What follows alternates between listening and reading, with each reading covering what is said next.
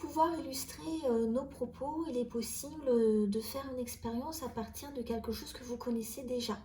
Puisqu'on sait que les rayons UV, ce sont des agents mutagènes, nous l'avons vu ensemble, qui peuvent avoir des effets néfastes, avec notamment le développement de cancers sur des zones exposées, cancer de la peau, donc le mélanome, ou encore le cancer au niveau des yeux. Les conséquences de l'exposition aux rayons UV sont étudiées sur des levures AD2 qui sont des colonies de couleur rouge. Je vous rappelle que des levures, ce sont des êtres vivants, des champignons unicellulaires, donc on ne peut pas voir à l'œil nu. C'est-à-dire que ce qu'on va voir au niveau des boîtes de pétri, c'est des colonies qui représentent plus d'1 million de levures. Ce qu'on aurait pu réaliser en TP ici, c'est de déposer quelques gouttes de suspension de levure AD2 au niveau de centre de la boîte, tout ça dans des conditions stériles, donc avec des becs électriques, des masques, en désinfectant les surfaces. On va ensuite étaler les cellules à la surface du milieu de culture grâce à un râteau. Placer une boîte, placer sur la boîte un verre solaire filtrant 100% des rayons UV, donc par exemple ici comme ces lunettes de soleil. Placer les boîtes dans une enceinte d'irradiation UV avec des longueurs d'onde de 150 nanomètres pendant 1 minute. Et ensuite, on va laisser développer ces boîtes de pétri avec ce qu'elles contiennent pendant 1 semaine afin de pouvoir dénombrer les colonies donc rouges, c'est-à-dire les colonies sauvages, et les colonies blanches, donc qui seraient altérées au niveau du gène AD2, ou plus simplement on pourrait l'appeler le gène couleur des levures. Qu'est-ce qu'on voit ici? Donc au niveau de notre boîte de pétri, on va pouvoir essayer de répondre à deux questions. Par exemple, quelles sont les conséquences de l'exposition aux UV aux levures, et quelles sont les mesures simples qui permettent de diminuer les risques d'un cancer de la peau. Donc ce qu'on voit, c'est qu'on a de nombreuses colonies sauvages qui se situent à l'emplacement des lunettes de soleil. Cependant, on a peu de colonies sauvages et quelques colonies mutées qui se trouvent dans la zone sans protection. Alors, qu'est-ce qu'on peut en déduire? Quelle est l'interprétation possible? C'est que les rayons UV sont des agents mutagènes et qui vont être stoppés par les lunettes de soleil. Donc, au niveau des lunettes de soleil, on a nos levures qui ne sont pas mortes, qui ont été protégées malgré l'exposition aux UV, qui vont pouvoir se développer en colonies, qui sont dans la plupart des cas rouges, donc sans mutation. Or, aux endroits où on n'a pas les lunettes de soleil, on a très peu de levures. Pourquoi? Parce que les levures qui ont été déposées ont subi certainement des mutations létales à cause des UV, qui fait que les colonies ne se sont pas développées. Ou alors, si elles se sont développées, on va avoir une proportion beaucoup plus importante ici par rapport à notre témoin de levures qui vont être blanches, donc ayant une mutation au niveau du gène AD2. En conclusion, qu'est-ce qu'on pourrait prendre comme mesure simple? Puisque pour se protéger des UV, on pourrait bien entendu mettre des lunettes de soleil plutôt que sur des levures sur des yeux, mais on ne va pas pouvoir mettre des lunettes de soleil sur tout notre corps. Donc dans ces cas-là, se protéger par des vêtements plutôt sombres, ou encore par de la crème solaire, puisqu'on sait qu'avec seulement quelques expositions aux UV, quelques coups de soleil, on augmente vraiment les risques d'avoir un cancer de la peau. On va représenter par un schéma les conséquences de l'exposition à des facteurs de risque, notamment comme on vient de voir aux UV, mais également on pourrait parler de l'amiante, de l'alimentation, de l'alcool, du tabac et j'en passe, puisqu'on sait qu'il y a énormément d'agents mutagènes. C'est pas parce qu'il y en a de très nombreux qu'il ne faut pas essayer pour autant de les éviter, bien au contraire. Sachant qu'on ne les connaît pas tous et qu'on va certainement en découvrir de plus en plus. Puisque par exemple, il y a des études qui ont été faites sur les téléphones portables.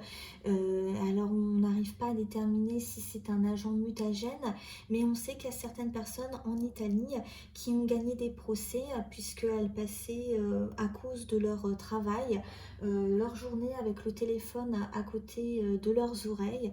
Donc ça veut dire qu'il y a un précédent et que du coup la loi pourrait reconnaître, en tout cas dans certains pays, que le téléphone peut bien créer des cancers, puisque bien entendu, comme vous l'avez compris, cette personne se plaint à sa société qu'elle est touchée par un cancer, notamment par leur faute. Donc ici, on a une confrontation des agents mutagènes, ce qui augmente donc les facteurs de risque, hein, bien sûr, et ça va également augmenter la probabilité d'accumuler des mutations au fur et à mesure des générations cellulaires. Donc on sait qu'une cellule va créer une lignée cellulaire, c'est ce qu'on vous indique ici, c'est-à-dire qu'une cellule va donner deux cellules, quatre cellules, 8 cellules, etc. Donc on va avoir une lignée cellulaire à partir d'une seule cellule. Or, si cette cellule présente une mutation et qu'il n'y a plus de système de point de contrôle, et bien dans ces cas-là, toutes les cellules qui vont descendre et qui vont être descendantes à partir de cette cellule mère vont avoir la mutation et c'est ça qui va causer la tumeur. On va avoir donc un problème au moment du cycle cellulaire, notamment la mitose, avec deux possibilités, deux cas de figure. Ici, l'impossibilité de se diviser. Donc, dans ces cas-là, bien entendu, la fréquence des divisions cellulaires en baisse et une mort cellulaire. Donc, c'est le cas des levures qui ne sont pas protégées par les lunettes de soleil dans l'expérience vue précédemment. Les mutations peuvent toucher de très nombreux gènes, par exemple les gènes qui vont être impliqués dans la synthèse des protéines ou encore les gènes impliqués dans la synthèse de la membrane plasmique et beaucoup d'autres possibilités. De l'autre côté, ce qui nous intéresse d'autant plus par rapport à notre chapitre, c'est qu'on peut avoir également des mitoses incontrôlables parce que les gènes touchés concernent les gènes de contrôle du cycle cellulaire. Dans ces cas-là, la fréquence des mitoses va être augmentée et on a l'apparition de tumeurs, voilà, dans le cas de ces gènes-là. Les tumeurs peuvent être soit bénignes, soit malignes, et ce qui est synonyme de cancer. Et si le cancer se diffuse au niveau du sang et de la lymphe, c'est ce qui va créer des métastases, donc un cancer généralisé. Alors, comment s'informer par rapport à ces cancers? On a ici une vidéo dont je vais vous diffuser le début, qui est assez originale et qui a été diffusée sur les réseaux sociaux. Ce qu'on y voit, c'est que les réseaux sociaux ne cessent d'interdire les tétons même contre le cancer du sein, alors que c'est louable et étant de parler plus fort de la censure. Et donc dans cette petite vidéo que je vais vous mettre en accès, on y voit des seins où les tétons ont été remplacés par des bouches. Et l'idée c'est de montrer que les seins peuvent être touchés par un cancer et qu'on a l'impression que tout le monde aime les seins, alors qu'ils soient petits, qu'ils soient gros, qu'ils soient masculins, mais qu'au final, ben non, tout le monde n'aime pas le cancer et c'est ce qui va vous être exprimé juste là.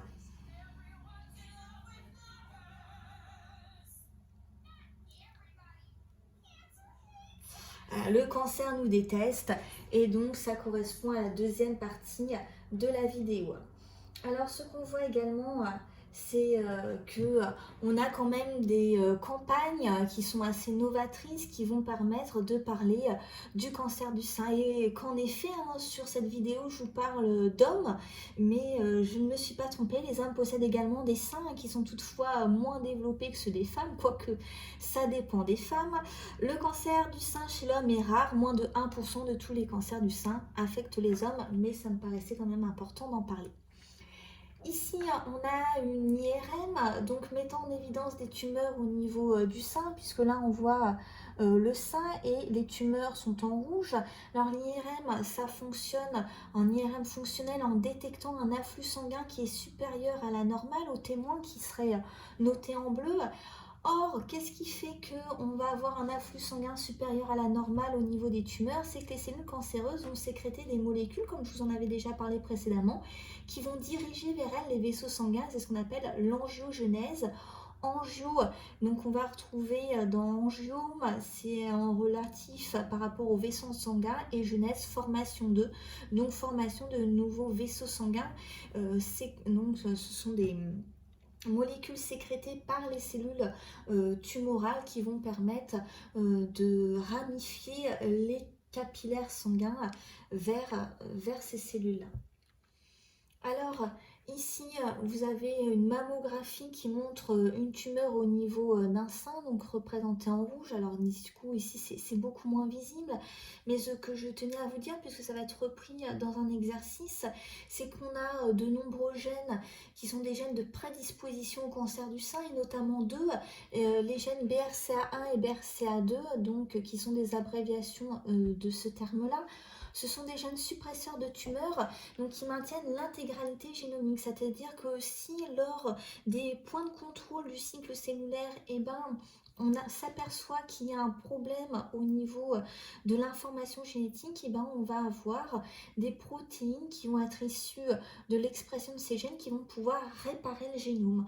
Or, si ces gènes présentent une anomalie, dans ces cas-là, on ne va plus avoir de réparation de l'ADN, ou en tout cas beaucoup moins efficace. Les mutations de ces gènes vont être également retrouvées dans le cadre du cancer de l'ovaire, mais c'est chez aussi les individus de sexe masculin avec le cancer du sein ou le cancer colorectal. Ce qui me paraissait important de vous dire, c'est que la mutation d'un seul allèle est suffisante pour accroître la susceptibilité d'avoir un cancer. Cependant, les tumeurs n'apparaissent que lorsque le second allèle est altéré, donc par mutation somatique.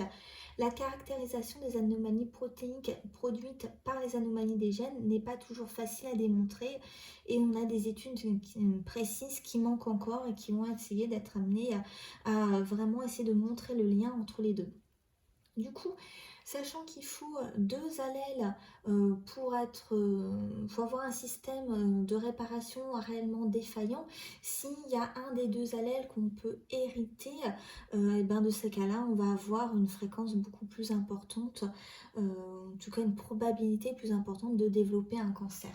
Et c'est ce qu'on va voir ici avec une actrice bien connue, Angelina Jolie, dont la mère et la grand-mère sont décédées d'un cancer du sein.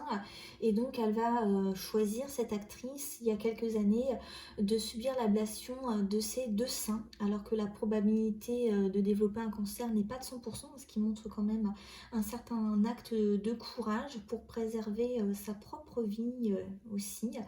Donc c'est l'exercice qu'il y a à faire pour la prochaine fois. Et du coup, on va finir par une vidéo globale que je vais vous présenter. Cette vidéo, elle est en anglais, mais elle est assez facile à comprendre, où il y a d'indiquer donc les causes et les possibilités de traitement. Donc ça sera une vidéo considérée un petit peu comme le bilan de notre séance. On voit comme quoi les cancers affectent beaucoup de personnes, comme on l'a dit précédemment. On voit les caractéristiques d'un cancer avec qu'est-ce qu'un cancer, quelles sont les causes des cancers, et également les traitements possibles de ces cancers. Donc aujourd'hui, on a vu donc le chapitre, la séance qui présentait altération du génome et cancérisation. Et j'espère que vous avez passé un agréable moment en ma compagnie. Je vous souhaite une bonne fin de journée. À la prochaine séance.